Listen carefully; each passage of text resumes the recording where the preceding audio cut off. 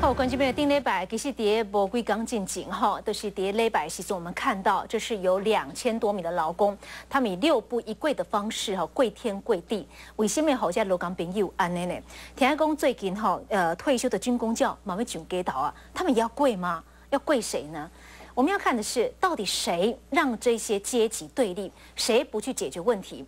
那么我们知道说，美国总统大选，那么最快的话，在下个星期3呢早上就可以知道结果了。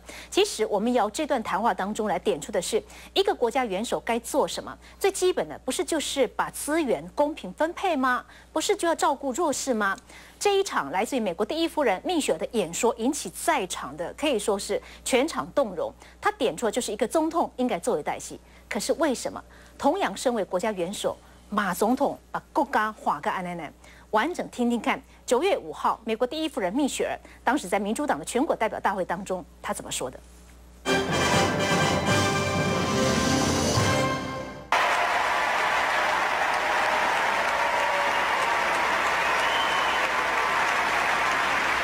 ？When it comes to giving our kids the education they deserve, Barack knows that, like me and like so many of you, he never could have attended college without financial aid.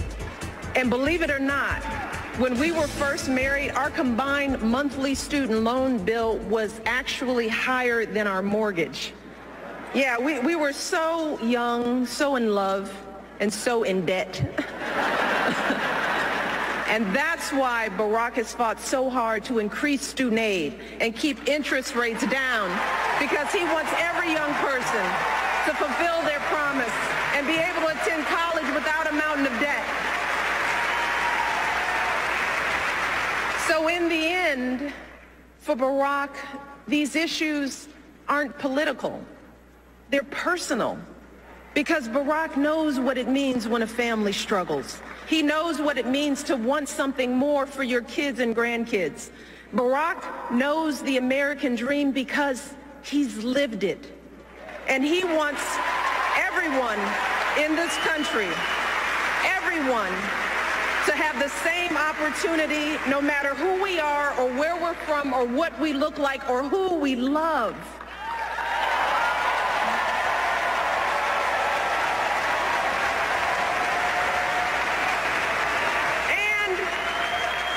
Believes that when you've worked hard and done well and walked through that doorway of opportunity, you do not slam it shut behind you. No, you reach back and you give other folks the same chances that help you succeed.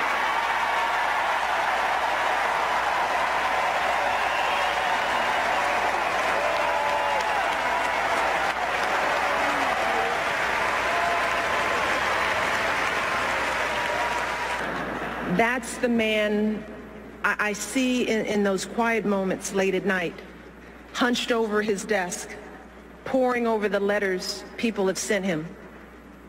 The letter from the father struggling to pay his bills, from the woman dying of cancer whose insurance company won't cover her care, from the young people with so much promise but so few opportunities.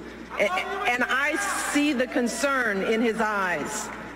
And I hear the determination in his voice as he tells me, you won't believe what these folks are going through, Michelle. It's not right. We've got to keep working to fix this. We've got so much more to do.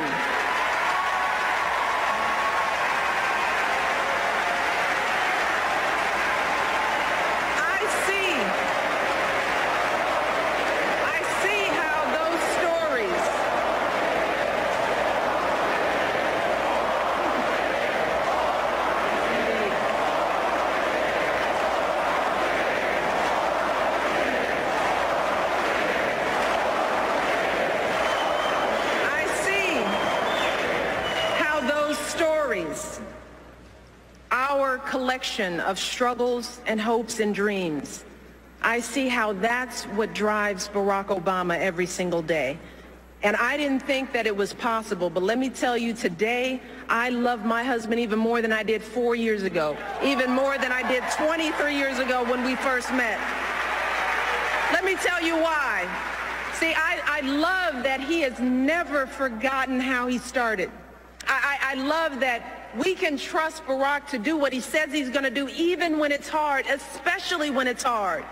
Yeah, I love that for Barack, there is no such thing as us and them. He doesn't care whether you're a Democrat, a Republican, or none of the above. He knows that we all love our country, and he is always ready to listen to good ideas. He's always looking for the very best in everyone he meets. And I love that even in the toughest moments, when we're all sweating it, when we're worried that the bill won't pass and it seems like all is lost. See, Barack never lets himself get distracted by the chatter and the noise. No, just like his grandmother, he just keeps getting up and moving forward with patience and wisdom and courage and grace.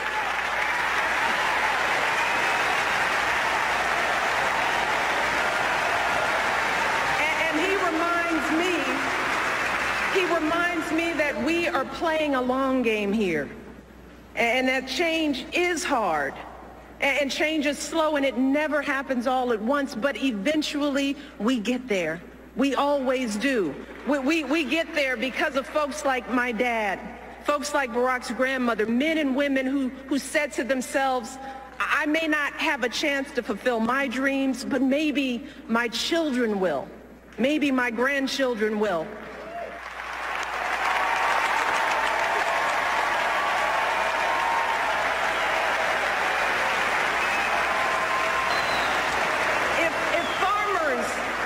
Blacksmiths could win independence from an empire, if immigrants could leave behind everything they knew for a better life on our shores, if women could be dragged to jail for seeking the vote, if a generation could defeat a depression and define greatness for all time, if a young preacher could lift us to the mountaintop with his righteous dream, and if proud Americans can be who they are and boldly stand at the altar with who they love, then surely we can give everyone in this country a fair chance at that great American dream.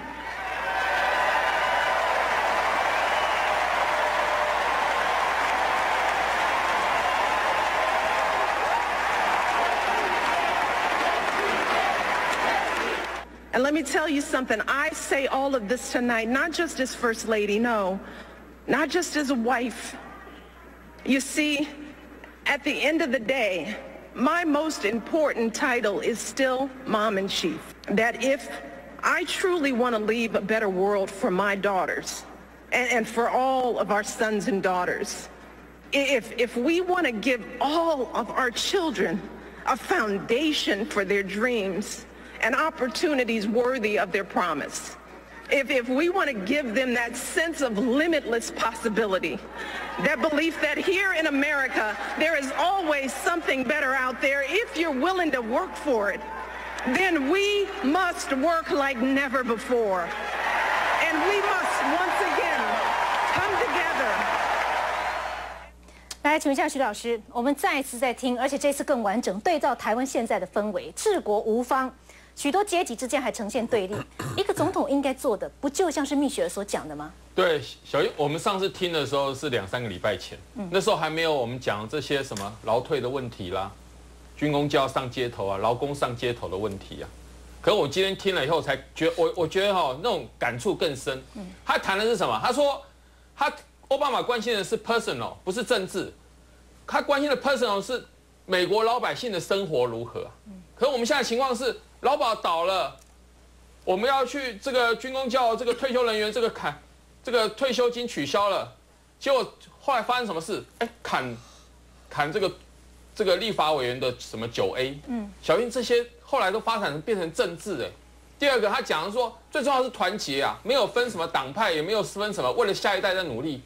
结果我们今天在台湾看到不是我们工人上街头，我们退休人员上街头。马总统，你要不要出来讲？其实这些人不是冲突，我们前面已经讨论过，劳工并没有偷退休军公教的钱呐，军公教也没有偷劳工的钱，谁偷了这些人的钱呢？我们刚才前面讲这些这些奇怪去操作股市，这些投信，这些什么，这些人偷了我们的钱。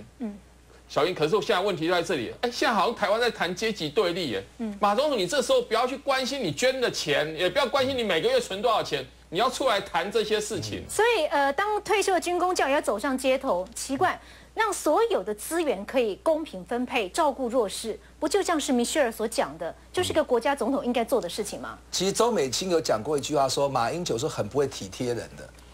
你这个演讲哦，我每次看每次感动，因为他说明那个政治啊来自人性。他讲人民的故事，他讲说就是 we the people。你看在现场5万人，因为这一次的美国的这个总统提名啊，这个4家是去这个奥巴马那一场，我是去Romney 那一场。我们看到那种场合都非常的感动，因为你感觉说总统也是人，而且他所有的演讲里面在讲每一个市井小民的故事，他不会跟马英九一样说，我不是来了吗？我把你们当人看。好，就说你的感觉很冷很远，所以我就觉得说，你看他奥巴马是在团结人民，他讲我们不是说Democrats 或 Republicans， 是 we the people， 我们是 Americans。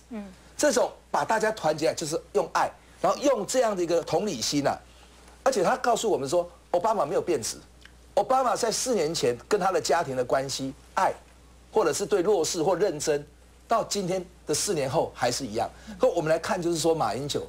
他在选举前讲了一套，选后做了一套。他的跳票不只是633嘛。今天为什么我们邮电要一次涨足？是因为他为了他第一任做之后可以连任，所以他在前面用不正常的手段去冻结了一些邮电，所以造成今天很大邮电上来之后，这个各种物价都跟着涨。所以我说马总统他并没有去反省自己，然后他没有真正的让人民感受到他谦虚啊，他有去道歉。所以今天看到一些问题，比如说。我们在讨论这个劳保年金为什么会这样，是因为陈冲跟马政府改革，把劳保年金不愿意负最终政府给付的责任把它当做改革就劳工反弹之后，哇，问题变成到军公教嘛，所以的这个年终慰问金的问题，然后弄，现在又跑到说，我们立法委员9A 的问题，我们立委很简单嘛，你说我们9A那我们就改嘛，因为一样的标准，同样的我就说。